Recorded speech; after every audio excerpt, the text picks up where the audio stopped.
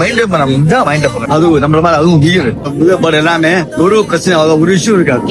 தான் இருக்கும். நான் கடை வச்சிருக்கனால வந்து நான் பார்த்து சேல் பண்ணுவேன். எப்ப டேமேஜ் ஆகலாம் வந்து எனக்கு ஒரு சாண்டர்ட் நேம் இருக்குது, கடைக்கும் சாண்டர்ட் நேம் இருக்குது. ஸோ அதனால வந்து கொஞ்சம் பார்த்து பீஸை பார்த்து போறாங்க.